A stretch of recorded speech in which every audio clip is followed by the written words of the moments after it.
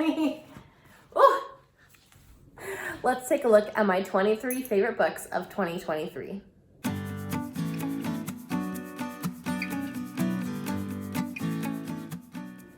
Can't even turn on the camera. Okay. Oh my goodness. Hello, my name is Emily Crow from The Cozy Crow, and welcome to my YouTube channel. Today, I would like to share with you my 23 favorite books from 2023. 2023 was a really big year for me for reading, actually. We had recently moved into our now home, and I went back to work. And so while that doesn't sound like a recipe for starting to read a lot more, my commute is about an hour.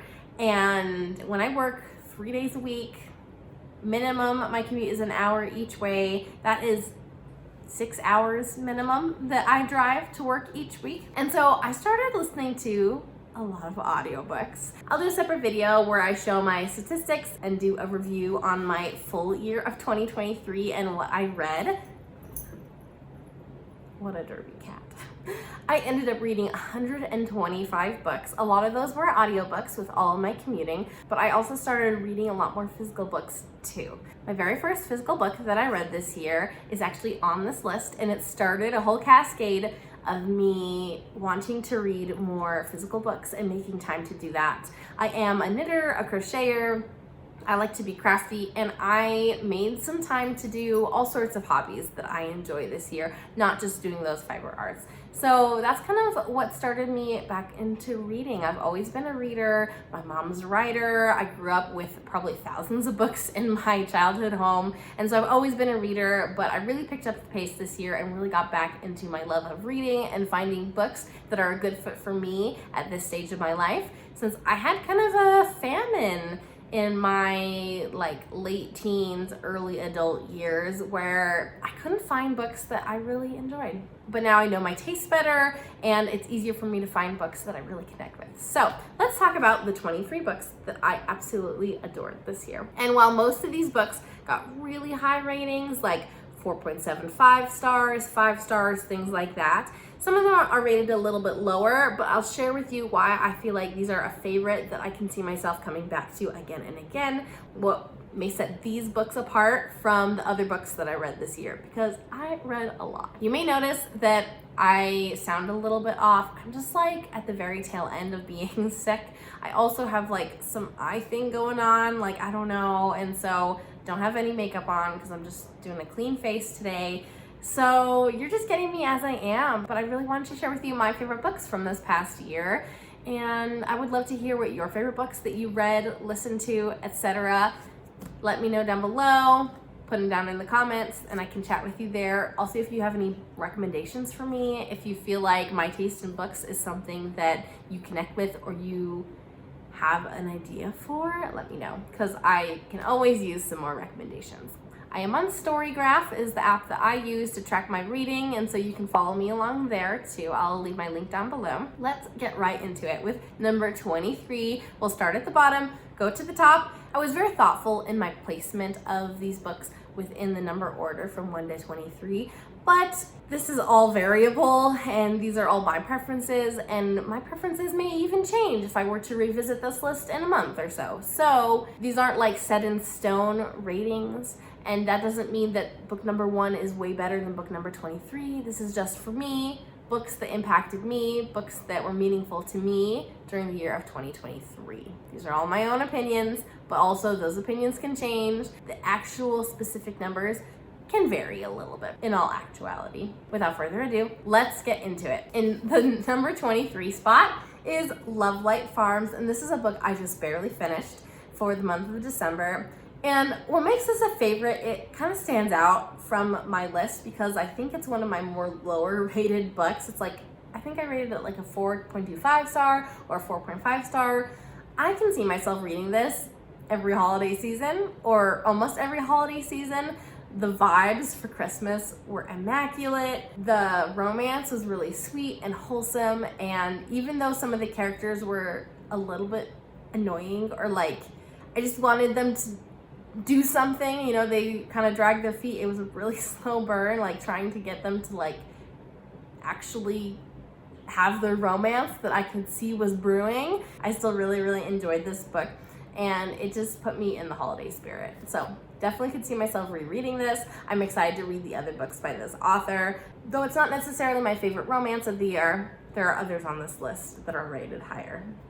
In the 22 spot is Richard Osman's The Last Devil to Die. This is the 4th book in the Thursday Murder Club series, and I've loved all of the Thursday Murder Club books so much. I think the characters are really funny. I really appreciate British dry humor. They are just like caricatures. Like, it's just a grand old time. It's so funny, and there tends to be lots of things all meshing together. Like, there's a lot going on in the story, and so it's really hard to keep track of everything until the very end, and it all comes together, and it's just like a fun time. If you haven't heard of this series, it's reading about some old retirees that are trying to solve crimes, and it's just really, really funny. They definitely are a little irreverent. They definitely do things not the correct way sometimes, and it's just a fun time. I didn't rate this book higher because actually this wasn't my favorite book in the series. The mystery was not quite as intriguing to me. I very distinctly remember the first book. I had no idea like what the conclusion would be until I got to the conclusion. This was a little bit more predictable, though the story was not just about the mystery, it was about the characters. And by the 4th book, you absolutely adore the characters, and seeing them go through some really hard things, really big changes, it really touched my heart. And so this was still a really good book for me, though it wasn't as much of a mystery as some of the previous books in the series. So I definitely recommend you read the other books first, because if you want a really, really good mystery, those ones are a better mystery in my opinion. This is still a good mystery, but there's not as many facets to it, and it's not as much of a question on like what is happening, like how does this all come together. But you learn to love the characters through reading the other stories, and then you can really appreciate this book. Hi, Alfred. He's being very clingy today. You'll see him throughout my whole video, I guess. In the number 21 spot is Legends and Lattes by Travis Baldree. I have the next book, which is actually a prequel. It's on my TBR. I should be reading it soon. I'm excited. But this book is about an orc named Viv who is deciding to leave behind her adventuring ways and to set up a coffee shop and bring coffee to this city that has never known such a thing. And so it's cute, it's whimsical, it's wholesome, it's cozy, high fantasy, the stakes are pretty low. It was the perfect book to curl up to and read like a chapter or two at night, every night before going to bed. There wasn't really a lot compelling me to keep reading the story, but I thoroughly enjoyed it the whole time. Love this book, excited to read more. If you are a fan of coffee, if you are a fan of Dungeons and Dragons or that type of role-playing RPG type of game, I think you would really enjoy this low stakes and a high fantasy type of book. The next book I have, book number 20, is more of a seasonal book as well. This is The Kiss Curse by Erin Sterling. This is a really fun witchy rom-com. This is the 2nd book in a series. The 3rd book is coming out later this year, which I'm super excited about. I did enjoy the 1st book in the series, but I love the 2nd book even more, and so that's why it's on my favorites list. If you've read the 1st book in this series, you've met both of these characters before. Let's see, Gwyn and Wells. And reading the back cover, I didn't necessarily think I would like this as much, but I just love the dynamic between these two characters. It was so fun to read. They both had this like magnetism towards each other, and yet they really tried to deny it, and it was really fun to read. Another romance, this is The Dead Romantics by Ashley Poston. Poston? This is about a girl who can actually talk to ghosts, and she goes back home to kind of support her family through a difficult time, and she sees an editor that she works with who she kind of butted heads with a little bit, and he appears to her back in her hometown. She realizes he's a ghost. And so this follows their journey as they're trying to figure out how to bring some closure to his life. It also talks a lot about grief, her own personal and family grief, and as she's coming to term with her past, being back in her hometown. There's lots of layers to this book, which I really enjoyed. It wasn't as much about the romance. The romance definitely built up throughout the book, which is really cool. The bulk of the first part of the book is definitely more about her life as she's coming to terms with her identity. Does she want to talk to ghosts? Does she want to use that skill? Where does she fall in the place of her family? Where does she fall in the place of her community back home? Things like that. And so this was a really intriguing read, especially if you really like learning about people and doing like character studies on people. Because it started out that way. You definitely saw the romance coming, but it built up slowly and it was really natural. And while I wish there was a little bit more chemistry between these characters, I definitely still saw them being linked to one another. Book number 18 is Emily Wilde's Encyclopaedia of Faeries. And again, the sequel to this book is coming out really, really soon. Next week, I'm really excited. This book is on my top faves because it is a historical fantasy set in like the early 1900s. And Emily Wilde is trying to put together an encyclopedia all about fairies. She's done tons of research, done lots of work. She goes to this remote, like Scandinavian type village in order to complete her last entry for this encyclopedia. And so this book is really interesting. It's got footnotes. It's her field journal, so it's got a lot of factual information and her observations, but also it's got more like day-to-day and journal-y type experiences written in there. Her rival, Wendell Bamblebee, ends up showing up and they butt heads a little bit. It was really endearing to see how their relationship grew and changed throughout the book and just all the little adventures and experiences they went on. It was definitely a cozy read, good for the winter time. It was definitely slower, so that's why it's at this spot in my list, but I really enjoyed all of it and experiencing what they were experiencing and like seeing this fae world through their eyes. It was really interesting. So I'm excited to see where the next book takes this series. Spot number 17, I found out that I actually do like horror. This is A House with Good Bones by T. Kingfisher. I really enjoyed this book. I wish there was a little bit more horror within it. There wasn't as much of a steady build-up throughout the book. There were like little spurts of horror, and then at the very end, it was like jam-packed with horror elements. I really loved the main character in this book. She was hilarious and super relatable, and I just had a lot of fun. And the horror actually did kind of freak me out a little bit, and it was really just a fun time. It's a shorter book, so I definitely recommend. I want to read more of T. Kingfisher's work because this was like such a good time. It was so fun, so intriguing to read. The next book on my list is Beach Read by Emily Henry. While I had first listened to People We Meet on Vacation a year or two ago, actually, like a long time ago, I really fell in love with Emily Henry this year. Beach Read is the lowest one on my reading. I did really like it. It got a little cheesy at the end, but I really like how her characters have a lot of depth. They're really complex, they're very relatable and realistic, but also they have flaws. They're real people. And I really enjoyed reading about Gus and January and how their relationship grew and changed from what it had been way back when they had met in college. I can't remember the numbers anymore, so I am just going to be sharing the books and I'll pop the numbers up on the screen. Murderbot is the next one. This specifically is Rogue Protocol, which is the third novella in the Murderbot series. I really loved short books this year, and I think it was just the instant gratification and like my attention span was so short I couldn't really dive into a really, really thick book. I did read a few, but they were less of my favorites. I definitely enjoyed the shorter books more. I'm hoping to read more longer books this year and to really dive into some big series. I enjoyed some short books. This is the third book in the Murderbot series. I first read Murderbot this year. You'll see the first book in the series appear higher up on my list in just a little bit. But I really liked Rogue Protocol. For some reason, this was such a funny book to me. This series is about a construct, so basically a bot with some organic parts that is rented out as like a security unit for different companies. It has gone rogue now, but not in like a scary way, more in like a it's just trying to find its autonomy kind of a way. It's really funny how this socially awkward construct really doesn't like people. Like it's very introverted and yet can't help but help people out and to care for them. And it's just really funny. It's really relatable. I really enjoyed this book. I definitely recommend if you have not read it. Super short, really easy to finish in a day if you just need a quick read.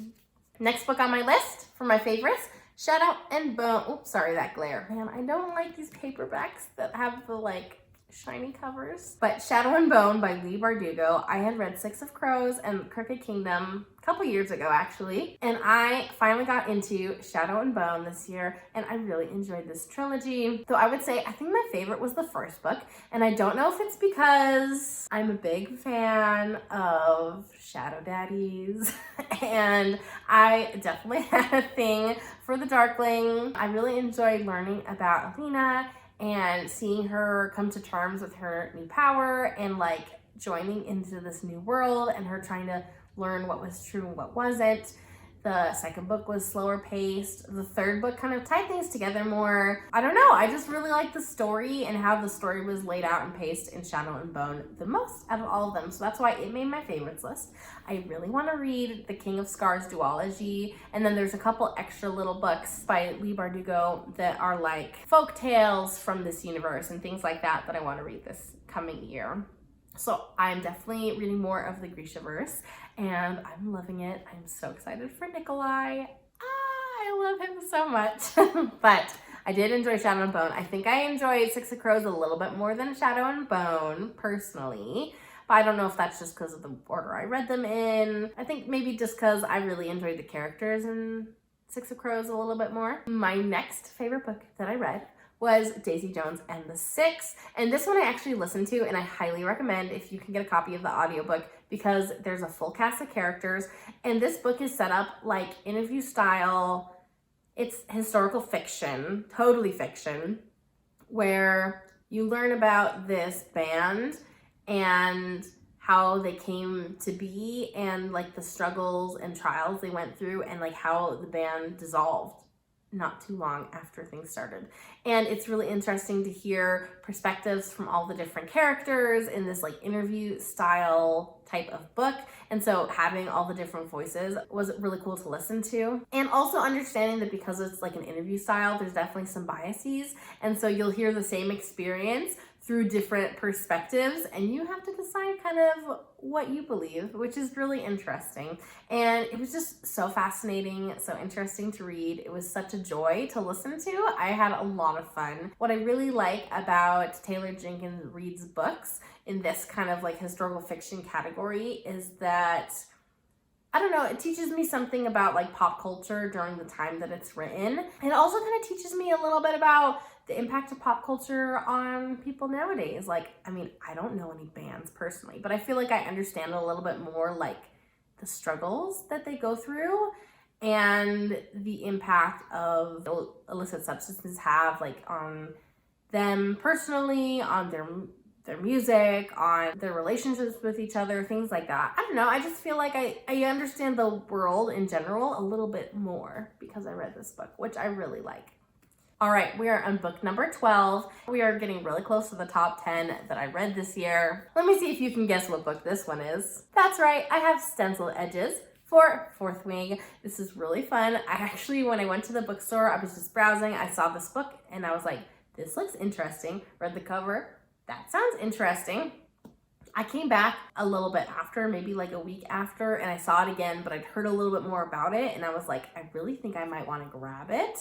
And then I saw there was only 2 books left, so I grabbed it. And I'm so glad I did because I got the Stenciled Edges.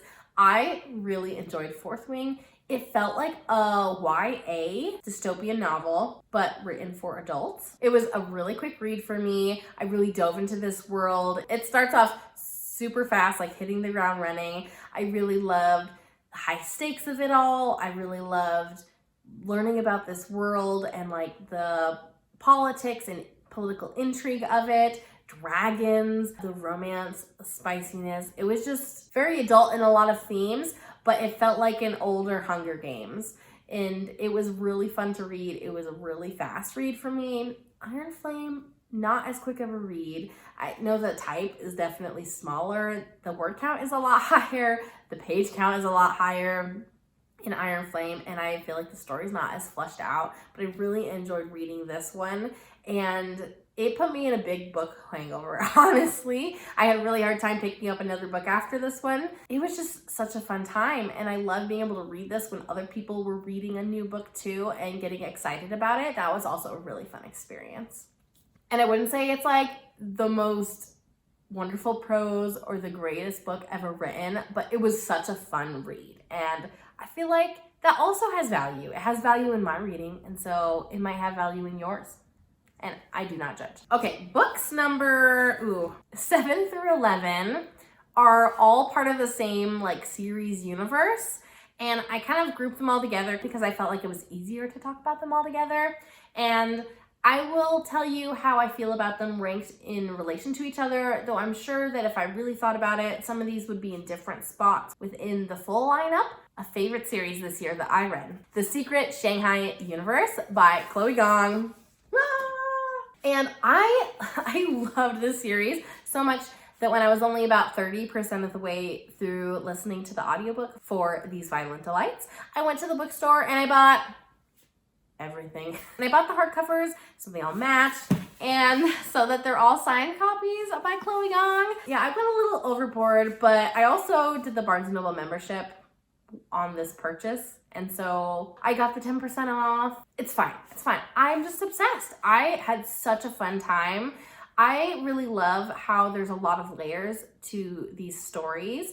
They are in the young adult section, but they feel very adult to me. The characters are like new adult age, like late teens, early 20s. So that's one thing to think about if you're like not as much into the young adult genres, but it didn't feel like I was reading about young adults that were making really stupid decisions or doing things that like didn't make sense or being like emotionally labile or anything like that you think of when you think about teenage characters that you don't necessarily enjoy reading.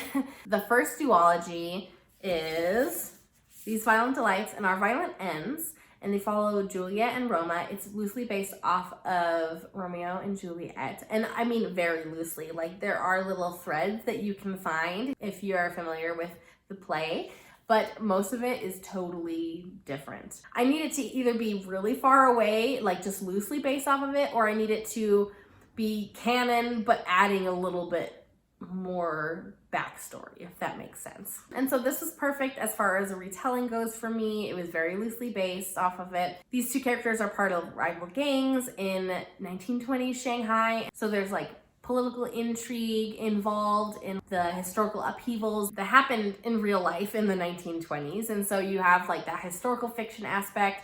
The politics is really interesting. There's also like a fantastical sci-fi type of element as there's a madness spreading through Shanghai that causes people to like claw out their throats. And so there's a little bit of horror element in there too. And so it was just really interesting. There was a lot going on and I was hooked. I'm trying to keep organized so I can tell you what order they all fall in relation to each other. The second duology is Foul Lady Fortune and Foul Her Huntsman, and this follows Rosalind and Orion, and they end up being spies. This is 5 years later when the gangs have all been dissolved. There's a lot more political intrigue as they are spies, obviously, but there's more political factions that take a bigger part in this. There's like a mad scientist that is, again, doing some like horror type sci-fi things, giving people powers like immortality and ultra-human strength and trying to build up an army for the Japanese.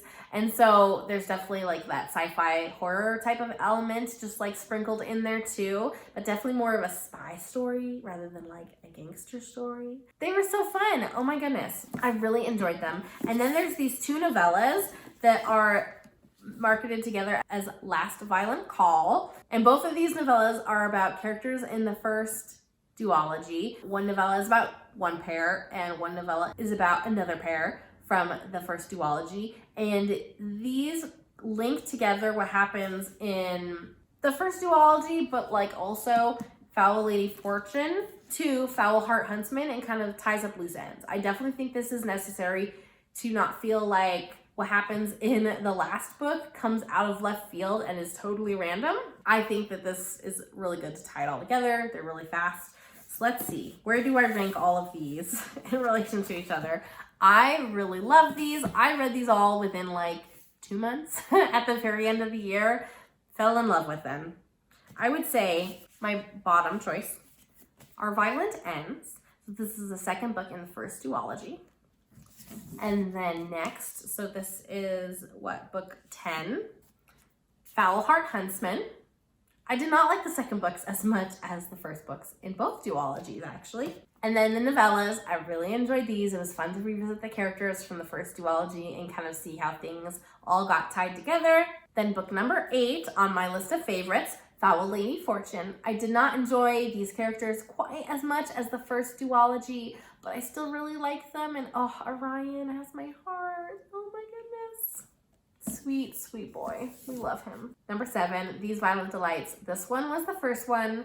I loved this story. I don't know what it was about it. I think I just wasn't as much a fan of like the spy story, especially because Rosalind is not a good spy. I think if she was a better spy, I might have enjoyed Foul Lady Fortune more, especially because I feel like the writing is a little bit better in this duology. But I really enjoyed these characters so much. I enjoyed seeing their journey. I enjoyed seeing them try to figure out what was going on with the madness. I think I really enjoyed it. Leaned more into the horror element than the sci-fi element that the Foul Lady Fortune series leaned into. So I think I like the direction that this took more. So this one was my favorite of all of the books by Chloe Gong that I read this year.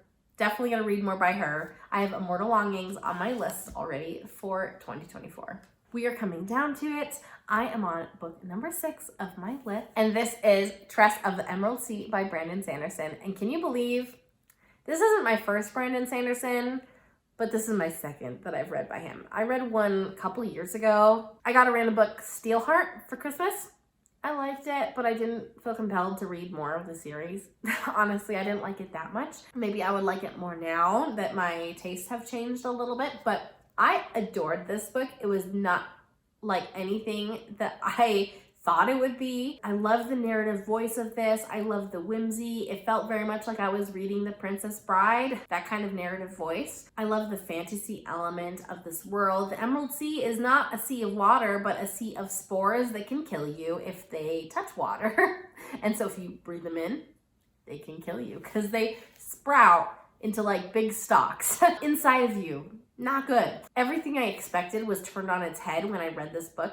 It was a really fun epic tale about a girl trying to find her love and being really brave and seeing the world in a different way and learning how to do things she never thought she would do. It was just a really sweet, wholesome tale that was really interesting. And if you've read any of the Cosmere that Brandon Sanderson has written, you'd see tons of Easter eggs. Now, I have not read any of his Cosmere books, but now I want to because I read this and there were so many things I had questions on, and I started doing a deep dive and I realized just how many Easter eggs there were.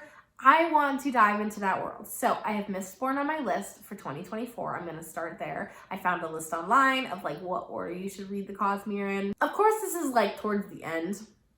Oops. But even if you have not read any of the Cosmere or any of Brandon Sanderson's books, I highly recommend it. This was so fun to read and I really enjoyed it. And it's beautiful. Look at these end papers. Oh my goodness. And they're different. There was the rat, and then the cup is cracked on the end. And there's like another piece of art in here too. These were part of Brandon Sanderson's secret projects for 2020, I think is the year he did them. Ta-da! There's Tress.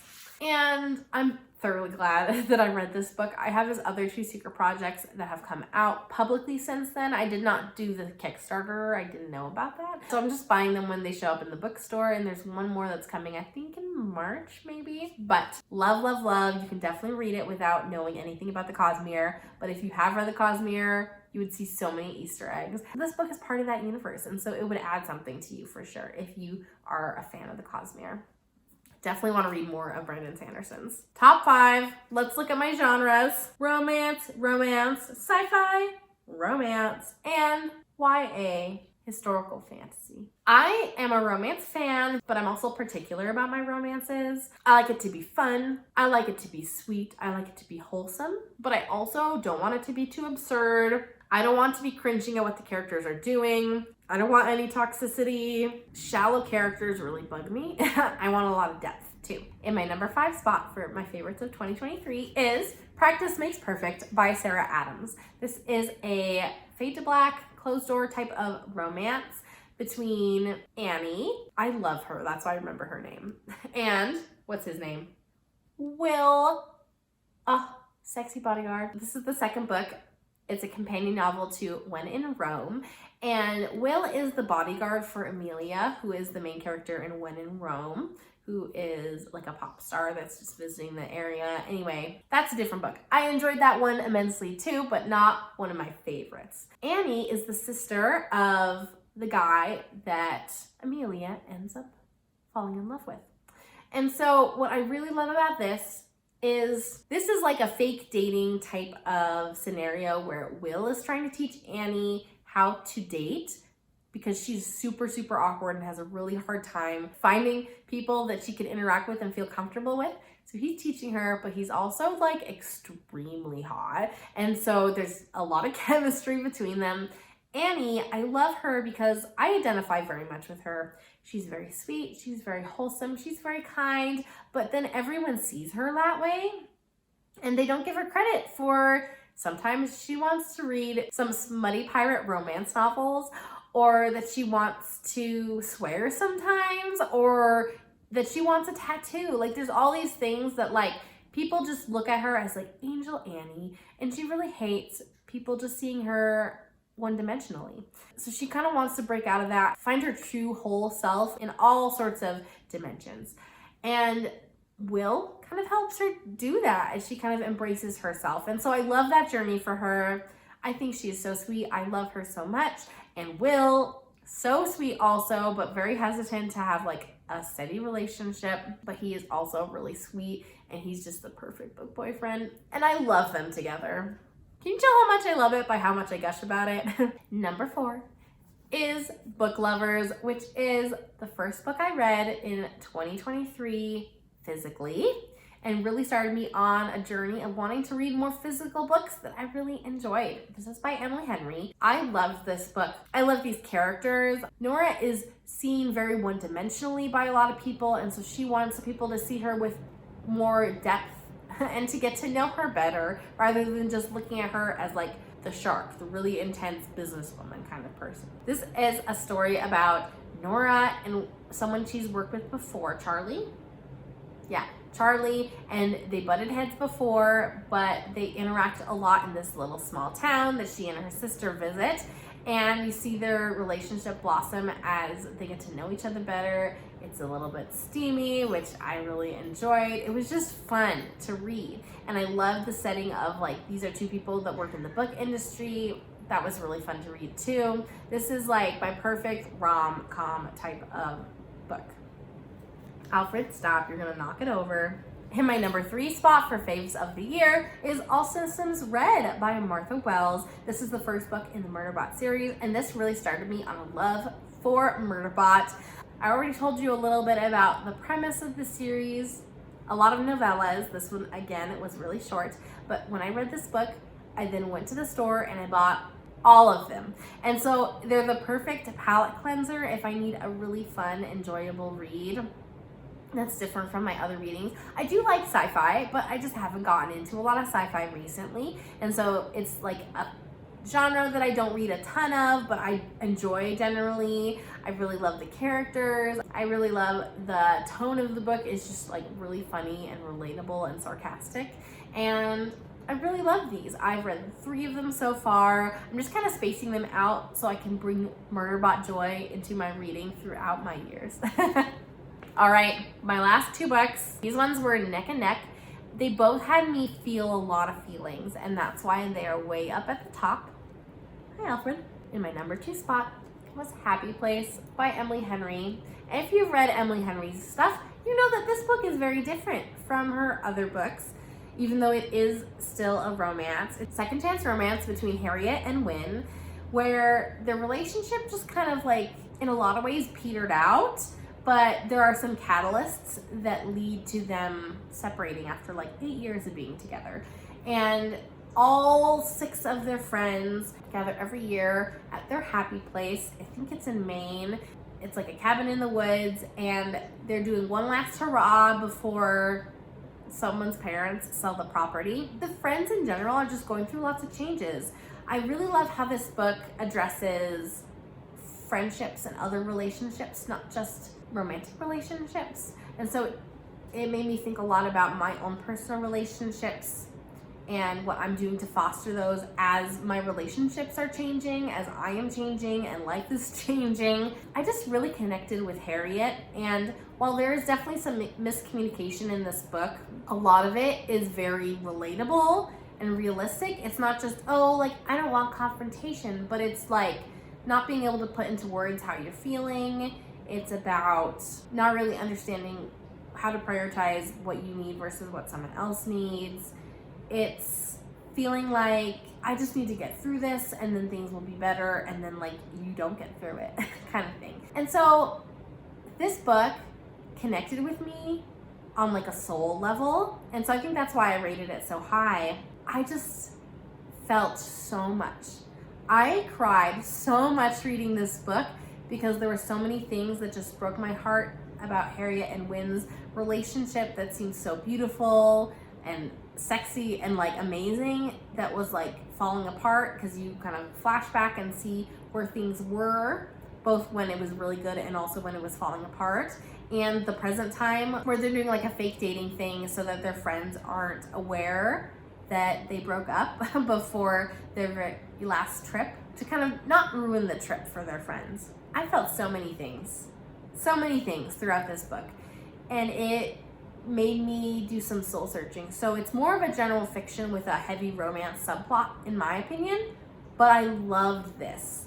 And this book really hit me.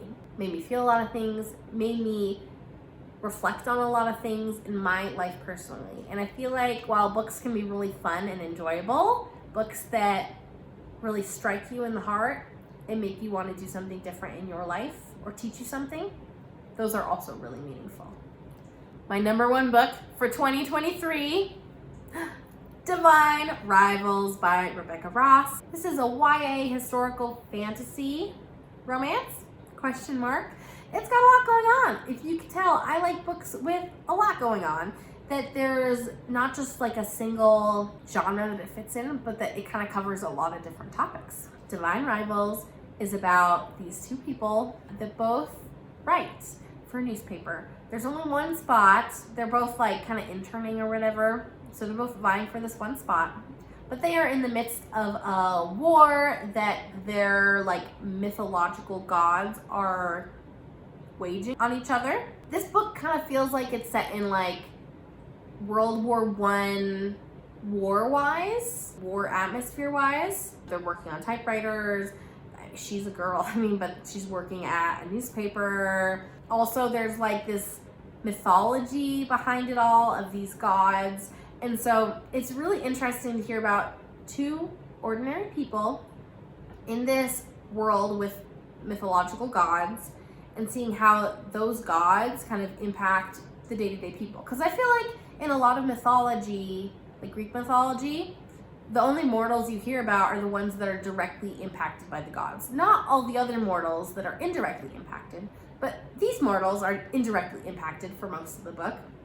It's really interesting to see. You go to the trenches with them as they do some war corresponding, but you see how they write letters to each other through their magical typewriters. And she doesn't know she's writing to him, but he knows he's writing to her. And you see this romance blossom, and then you see them come together and see the romance blossom in person. It was just beautifully written.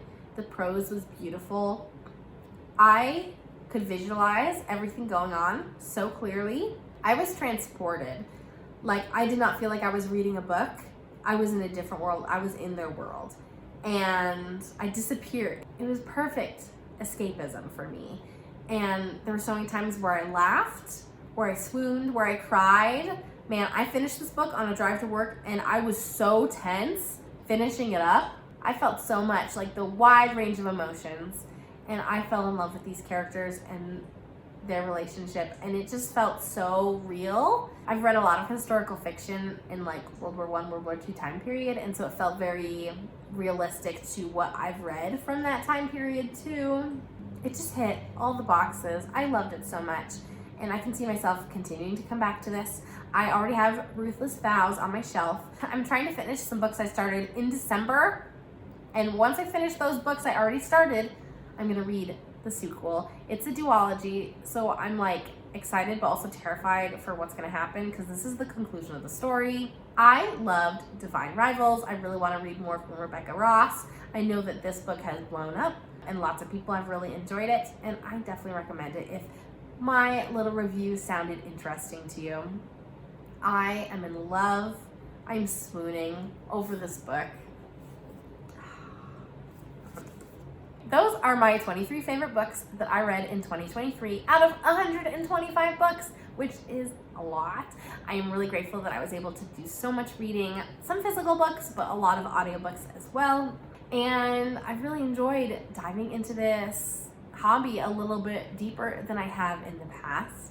And thank you for joining me as I share with you my favorites of the year. Let me know what your favorites are from 2023 and if there are any books you recommend to me. And also let me know what you're going to be reading next for 2024. I hope to come out with a video where I share with you all about the 24 books I hope to read from my physical TBR in 2024.